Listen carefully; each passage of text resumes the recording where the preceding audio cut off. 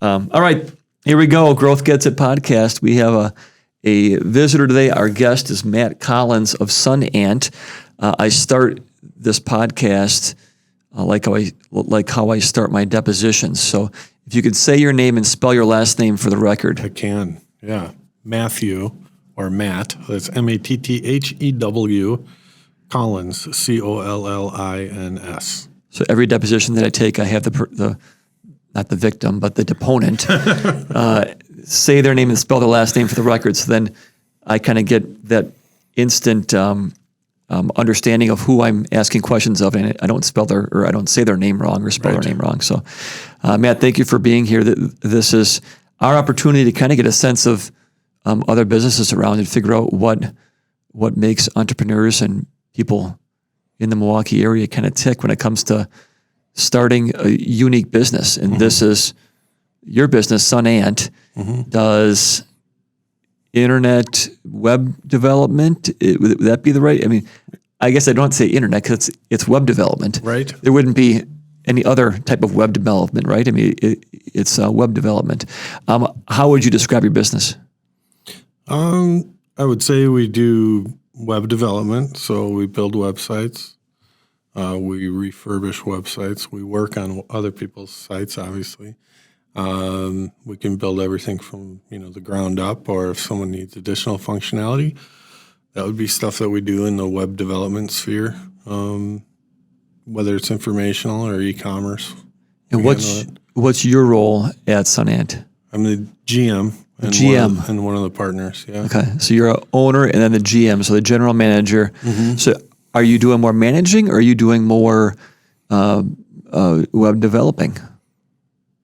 Well, I mean, there are only 6 of us, so there's only so much to manage, I suppose. 6 more is more than one. I mean, yeah. True.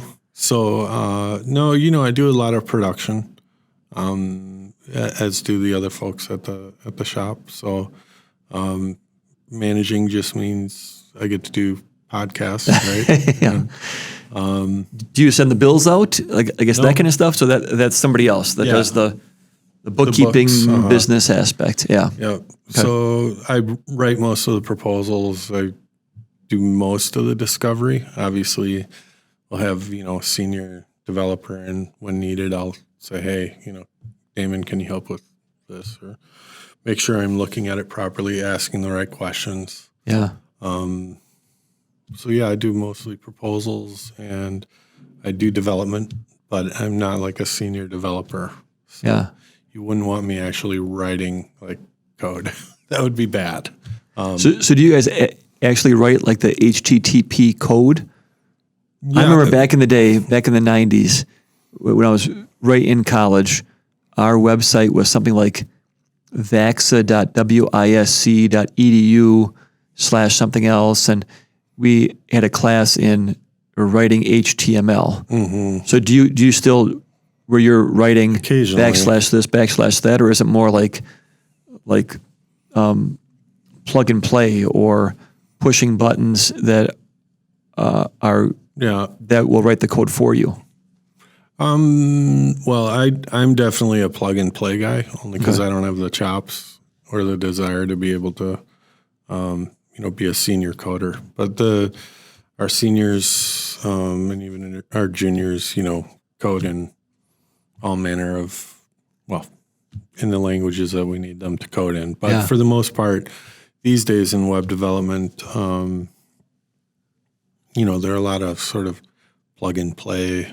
They're actually called plugins. You can use plugins, and you just need to know which ones play nicely with the others, how to configure them.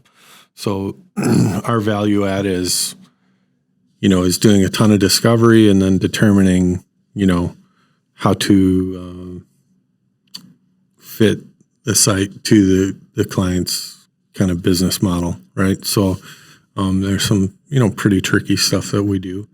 But for the most part, it's not that tricky in terms of the building blocks that we use. Yeah. It is tricky figuring out, the best way to architect a site or, and, again, what solutions to use to accomplish X or Y. So you said a couple words like GM and then shop and building. I mean, it almost sounds like it's like a mechanic shop, right? I mean, where you're working on either you're building a brand new truck or car, or you're rehabbing or refurbishing an old truck or car, or just doing a tune-up on a car, right? I mean, but you're doing that all with websites. Yeah, that sounds right. It's good I like good it. Analogy, I guess. Yeah. So with that, with cars, you look at the, if it's a Ford, you go to the Ford website, or you go look at the Ford book and say, okay, this is how it needs to run. With websites, is there a book that you go to say this is how it should run? Or is it all, I mean, do you go to Microsoft and say, hey, what does Bing want? To go to Google and say, hey, Bing, this is what you need. How do you know what's going to actually run? Well, most of the platforms out there, take for instance WordPress as a platform. Most of those platforms, it's pretty clear what plugins are built for WordPress, for instance. Yeah. If you're working in some other platform, then they would have, other plugins. They might call them by different names, but so depending on the code base, you'd figure out, okay, this is what we need to use to accomplish X or Y. So it's WordPress would be like Ford or Chevy or whatever. Yeah, interesting. Okay. All right, cool. So what's your typical day like as a web developer? So what do I do here? What do you do here? You're sitting behind a desk, I'm assuming with a bunch of screens. Yes. What's your day like? Come to the office and make some coffee, and then talk to everybody as they come in, and then phone starts ringing, and then we're off to the races. Typically try and, put a deep oar in to finish whatever project I have that I'm working on. So then I can feel like I was productive during the day, which, as you know, as a business owner, sometimes you're doing a lot of stuff, but you don't feel like you're very productive. You're getting pulled away in different directions. But your business is mostly, well, I guess you're all just in the office, right? I mean, do you do any on-site? You don't have to do any on-site inspections because you're not looking at cables, you're not looking at wires or screens. You're accessing the internet from your computer, and that's it, right? Yeah. So for anybody who's looking to become a web developer, I guess that's the good thing is you could work from an office, you could work from your basement or from your van, as long as you have an internet connection. Yep, exactly right. Yeah. So why do you have an office? Probably because why do you go to the office and make coffee when you could stay at home and make coffee? Well, if you would have asked me a couple of years ago, I'd say because I have 5 kids and most of them were at home. So, yeah.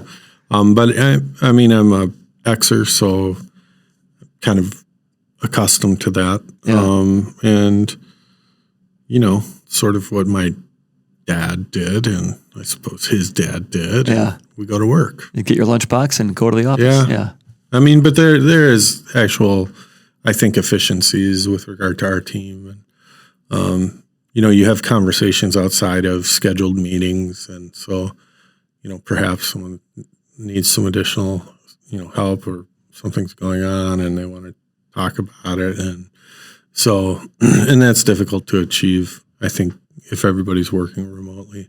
Yeah. So you can just yell across the hall, hey, Damon, I need X, Y, and Z done. Correct. Or what are your thoughts on this point or that point? Yeah, or even just hearing that, Riley's been on the phone more than usual. So getting an idea of you have your base level kind of tuned in, and then you can pick up on when things are a little bit different, and you can say, hey, what's that about? Or is there something I can help with, or what have you? So stuff like that would be difficult to do remotely. Yeah, so when you're putting your manager hat on, that you can then manage by kind of getting a sense of what the temperature is in the office, and what Riley's responding to whoever is calling in. Right. If it's a stressed conversation, you can kind of jump in and understand that, because if they're working from home, Yeah, you wouldn't get anything unless Riley reported to you. Right. Interesting. Yeah. And then there are other cues though too. I mean, for instance, if you have an employee that's always parking in the same place in the parking lot, and suddenly, and I've seen this, I've witnessed this, suddenly, after many, many, many months, they're parking in a different spot. It doesn't necessarily mean anything, but it just heightens your awareness that, okay, well, that's interesting. Yeah. And then, so on and so forth. Yeah. Interesting. So being a good manager is understanding your team and knowing what problems they might be going through and how you can help out. I think so. Yeah. Cool. And then mostly just leaving them alone and asking them. If you hire great people, right, then typically great people like responsibility, and then you just leave them be. Yeah. Cool. So Sunant, speaking of great people, so Sunant has 6, so you and 5 others? Yeah. Okay. And over the years, you've acquired other businesses, and then you've taken on more responsibility. How did you go from, well, I guess I didn't ask that question. And now putting my lawyer hat on here, I didn't ask. I didn't have the foundation set, so be objection foundation. So when did you start with Sunant? 2009. And who was all at Sunant at the time? It was me and a longtime friend of mine and colleague, James Shore, and James got said, hey, there's this small business up in Mayville. We should go look at it. And we were doing consulting work for another web shop. And so I said, okay. And he had, dreams of going on his own and all that stuff. So I said, all right.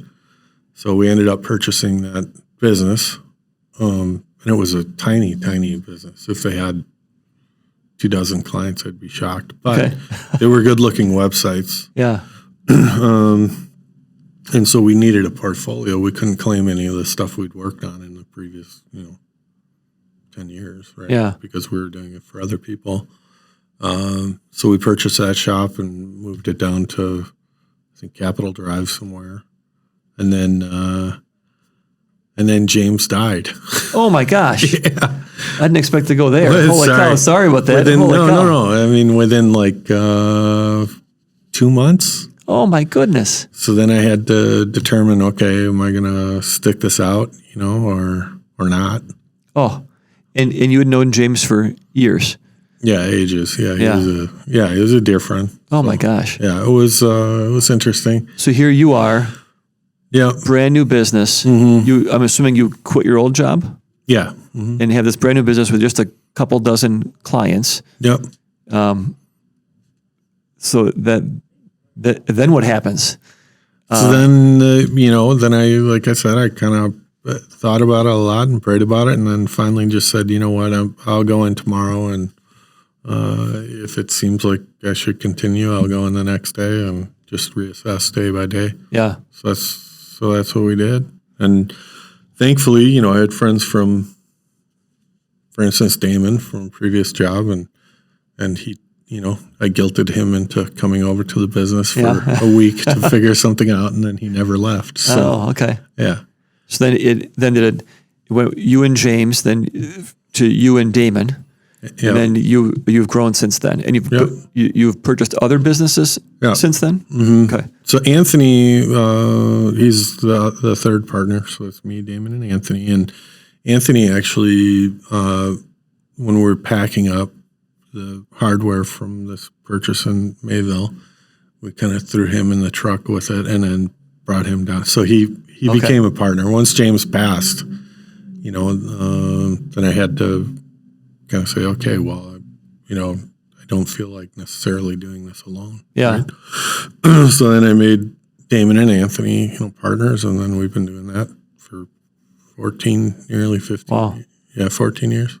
So how does somebody become a web developer? What's your, is it college? Is it experience? I'm assuming it wasn't like high school internships or something like that. It had to have been after high school, right? Or well, you tell me. Yeah, so I, did my undergrad, and then I went to graduate school, and I thought I would, go into international management of some sort. And after I graduated that, then to my parents' sadness, I started doing. I was a longtime drummer, so I started doing studio sessions, and Okay. then I started touring again, and so on and so forth. So by the time I was What kind of music? Sorry. alternative rock, I suppose. So not like country, not like Metallica, No. or like REM kind of thing, or which band would you say you were closest to? Oh, I don't know. That's an impossible question okay. to answer. Yeah. What was the name of your band? Jesus Chrysler Supercar. Jesus Chrysler Supercar? Supercar, yeah. Oh, that's pretty good. I like that. Jesus Chrysler Supercar. Okay. Yeah. Cool. So, but now since we broke up in 2000, so since then I think there are probably 50 other bands of that name. But you can still find their stuff on Spotify and such. Okay. So, Cool. yeah. But so then I had 2 kids, and it was time to, rock and rolls for young people. Yeah. So then I came home, and yeah, that was that. Then I needed to get an actual job. And you worked then is that where you got into web development? Yeah, then I went to work for a publicly traded company where I was just a middle manager for a group of customer care folks who interfaced with website hosting clients. Yeah. So I never set out to be a developer. I wouldn't even, honestly, I could put together a website. I'm not a developer. Yeah. So, Okay. Interesting. Cool. So then I guess the interesting thing I think is the music connection. So I went to college to become a music performance major. That was my goal. I was going to be a jazz musician when I grew up. Nice. So that's kind of funny that, you're an entrepreneur starting a company and you have that music background. I think, I don't know if that's wisdom or not, but that's an interesting connection. Cool. So what, like right now, looking forward, what do you think is the most challenging thing about your business? Other than Google changing algorithms or whatever else, or WordPress, being reliant on WordPress, what's the most challenging thing that you have to deal with at a web development company? To me, it's it's the risk of the future. Really, that's the unknown. Yeah. Just like any other business. You've been on for 14 years. That's pretty good. It's a pretty good track record. Yeah, but technology changes. Yeah. And unfortunately, you start, if you're aware, I think to some degree self-aware, you realize like, okay, well, I don't have the drive I once had. I don't have the aptitude I once had. Things are changing, so I have to change how I go about doing my job. So the shift for me would be, constantly looking for like additional books of business to purchase and such like, because that I can, pretty well have that down, right? Yeah.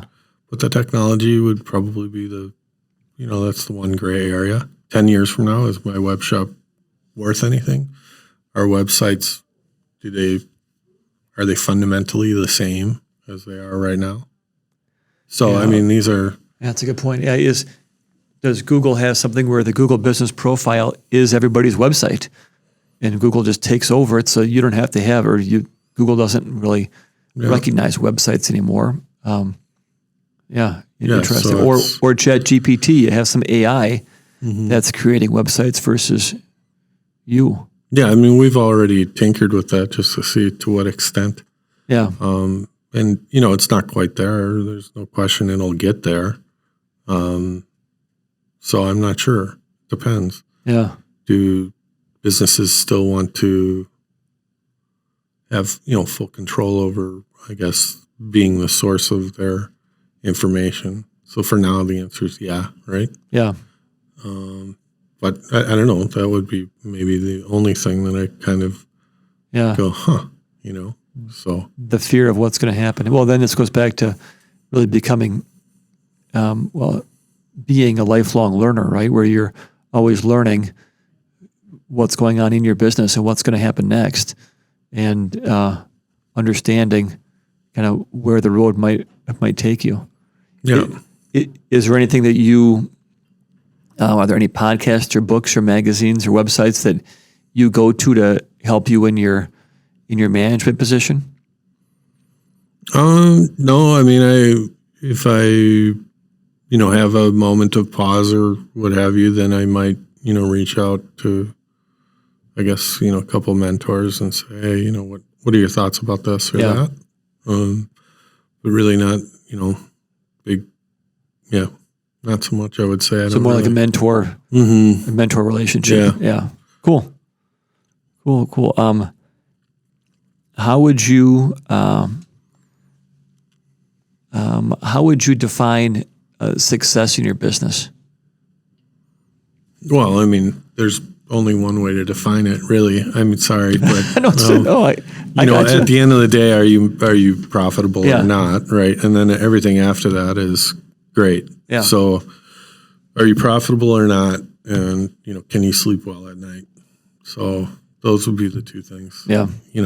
And so for me, sleeping well means raising my kids, providing for my family, and having reasonable hours, and and I don't have to feel I don't ever feel compromised. So that's good. Yeah. So that's worth something, right? Oh yeah. So so those two things I think would define to Success, me what I think is success. Yeah. Yeah.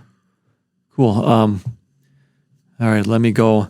We had talked about some questions, but I have other questions that I can ask you that are off the script. Sure. What's the best compliment you've ever gotten from a client, not from family, friends, from a client of yours?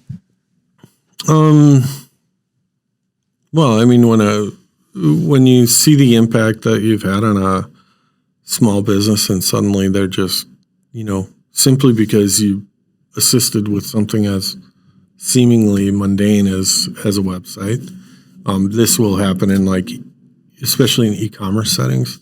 So not even a marketing equation. I'm not even talking about any impact we've had with regard to marketing. I'm talking about, simply changing the tool that they're using to sell things, right? Which would be their website, and, making it more efficient, more appealing, and, helping them get more throughput. So seeing that and have a client go holy crap, we had no idea. Thank you. If you need referrals, if you need a reference, rather. Because you gave them something that they didn't even know existed, probably, that it was possible. Yeah, I think so. Yeah. I mean, they obviously have an inkling when they come to us that they can do things. The pasture's greener somewhere, right? Sure. So, and unfortunately in our line of work, there are a lot of people who have been burned once, twice, 3, 4 times. And so by the time they find us and they're referred to us, all they want is safe harbor and someone to be honest with them and take care of them. That's it. It's pretty straightforward. It goes back to the whole mechanic thing where we were just talking yesterday. Some of the staff here, some of our team were saying that you always want to have one good, trusted mechanic. Yeah, amen. Because I want to have somebody that I know if I don't want to get 4 new tires if I just got to put gas in the car or whatever else the saying is, right? So to have somebody that can say, okay, your website's not junk. We just have to do X, Y, and Z. We don't need to sell you a $20,000 website. If you spend $5,000 to fix it, that'll be just as good. Yeah, you get a couple more, 3 more years out of it. And then if you're rolling in money and you feel like spending more, and there's something to do, we're happy to do it. But I think typically people just, they just want to be taken care of. I think a mechanic's a perfect, example. So, you find a good mechanic, a good attorney. That's kind of a plug, but it's true as an entrepreneur. And, a good accountant. I mean, those are, I suppose a good physician would be helpful. Well, yeah. All right. So what, how would your parents describe what you do?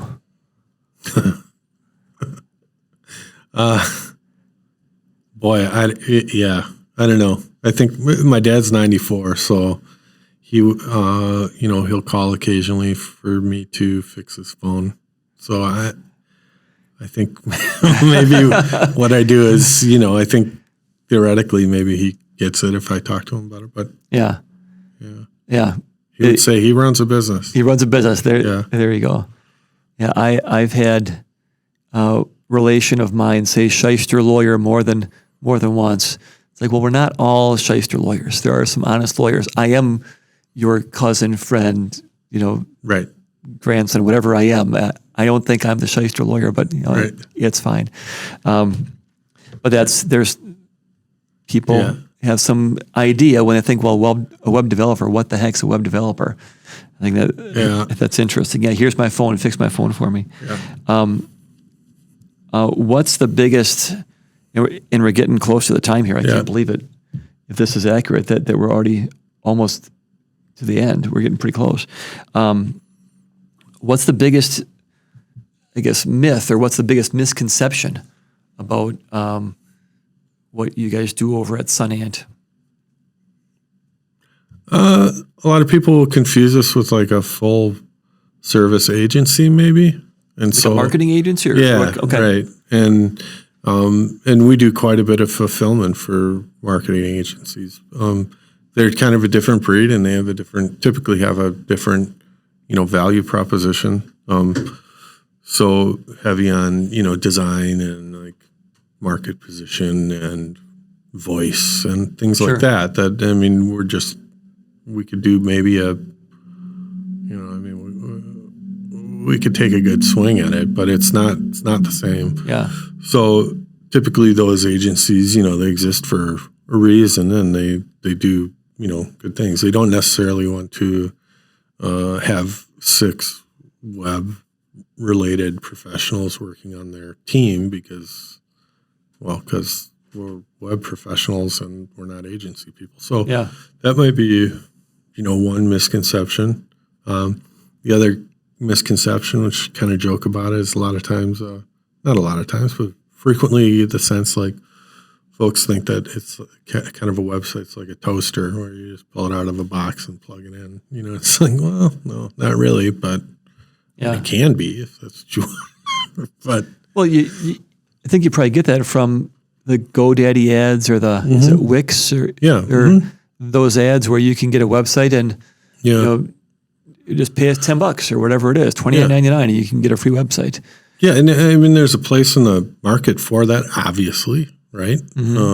People typically, as a business matures, they'll graduate out of that, and then they'll come to a shop like ours, or and that if they have particular business logic they have to follow, or they want just more control or additional functionality, or they don't, they're tired of feeling beholden to a proprietary platform, what have you. So there's definitely a place for that. And actually, we talk about it. It's helpful for our business because that's kind of like the training ground for a lot of our clients. Is they go and they try and do it themselves, and they try to have someone, their friend's friend who lives in the basement of their house to try it, and then they try to offshore it, and then and eventually they get to a place where they're like, dang it, I just want someone please take care of me here in the States, So, and then once they hit that point, we're really happy to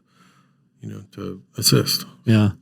Well, and that's the thing too, is where you say in the States or even like down the road. I mean, it's one thing to have a website company do work for you, and maybe they're one team member's in Florida, one team member's in Oregon, one team member's wherever. I mean, I had that experience where the owner was in Illinois, but everybody else that I was dealing with were literally all across the United States. Yeah. And it was fine. This is even before the pandemic, before COVID, where we had these virtual meetings and it was okay.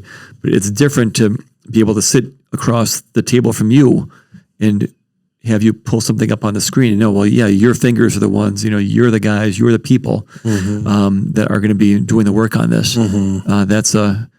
It's old-fashioned way of putting it, but it just gives you more comfort that what's happening over in the other room. Yeah, I mean, we have, we've over 750 sites under management now, and they're all throughout the United States. We do have clients. Interestingly, depending on the client, I don't know. I mean, God bless them. They prefer to drive up from Indiana. I don't. Yeah. I keep reminding them like it's not necessary, but Yeah. But that's just how they like to do things. That's fine. Yeah. Well.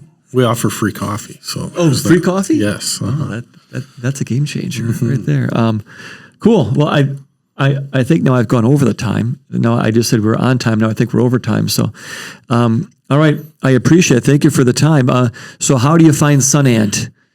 On the web, I assume, right? What's your website? On the web. It's sun, as in the big thing in the sky, and ant, the small thing on the ground.com. So sunant.com. And I have no idea what that name means. So that was the name of the company that we purchased. Oh, so you don't know I have no what idea. the origin story is for Sun Ant? No idea. None. Okay. Yeah. Okay, I was just going to ask that question. It's not easy. If someone can come up with a good, plausible one, I'll give them $100. So. Well, do you remember back Penny Mustard?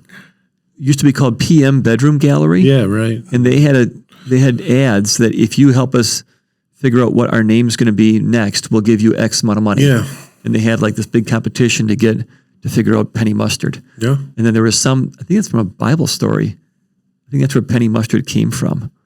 Like, because the mustard seed, like a parable. And then I don't know where the penny came from, but they came up with they created Penny Mustard furnishings from PM Bedroom Gallery, whatever. So we can have you should have that on your website. We should take suggestions. Take suggestions. Then give them 2 free coffees if you give us an idea. Fine, $100, 2 free coffees, $100 and a pizza. And a pizza. Boy, this is getting better all the time. It is. A glass nickel pizza? Sure. Yeah. Because those are pretty expensive. Cool. Well, all right. Thanks for having me. No, thank you for coming. No, I appreciate the insight. This is fun to talk about. All right, so sunant.com. What's your telephone number? 262-641-2613. 262-641. 2613. 2613. You sure? Yeah, I am sure. Okay, all right, good. All right, Matt Collins, Sun Ant, thanks for everything. Thanks for coming by. Thank you. All right. Appreciate it. Good stuff.